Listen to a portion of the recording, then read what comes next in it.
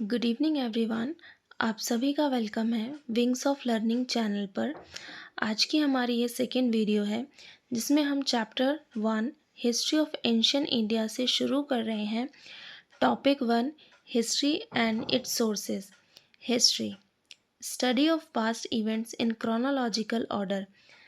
History में हम past events की स्टडी करते हैं in a chronological order. Chronological order का मतलब होता है it is the arrangement of events और actions in the order they happen from earliest to latest. Second is to understand those processes that enable the early humans to successfully conquer their environment and develop the present day civilization. इसका मतलब है हमें उन प्रक्रियाओं को समझना है जिनके कारण अर्ली ह्यूमंस अपने इन्वायरमेंट पर सक्सेसफुली कॉन्कर यानी कि सफलतापूर्वक विजय प्राप्त कर सका है और जो अभी प्रेजेंट डे सिविलाइजेशन है उसमें वो विकास कर रहा है।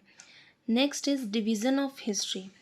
There are 3 types of divisions. First one is prehistory, second one is protohistory and the last one is history.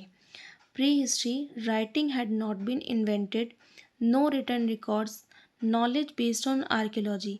इसका मतलब है कि प्री हिस्ट्री में राइटिंग इन्वेंट नहीं हुई थी, हमें कोई भी रिटन रिकॉर्ड्स नहीं मिले और जितनी भी नॉलेज थी वो आर्कियोलॉजी बेस्ड थी। अब हम समझेंगे आर्कियोलॉजी क्या होती है। Archaeology it is the study of past based on objects, parts of buildings that are found in the ground, यानी जो ज़मीन के अंदर पाए गए प्राचीन वस्तुएं हैं, भवनों के अवशेष हैं, उन्हीं के ऊपर आधारित अतीत का अध्ययन हम करते हैं। Next one is work of archaeologist, study of physical remains of the past. यह आर्कियोलॉजिस्ट का काम होता है जितने भी फिजिकल रिमेन्स होते हैं उनके बारे में स्टडी करना, लाइक पॉट्स हैं, ज्वेलरी है, tools, coins, bones etcetera. Next one is protohistory. We do have written records but very few and can't be read. Example IVC।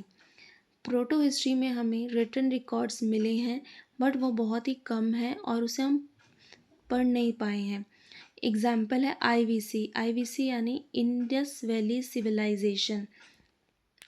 Last one is history. After the invention of writing is called history.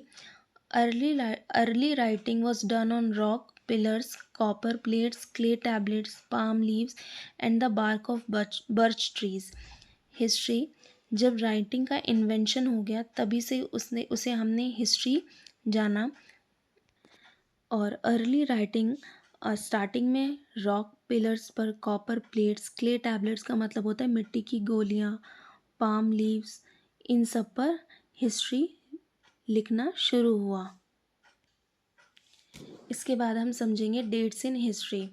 BCE यानी before common era, BC before Christ यानी कि Christ के जन्म से पहले, CE common era, AD एनो Duminy यानी कि Christ के जन्म के बाद के जितने भी साल हैं, यानी कि the year of the Lord.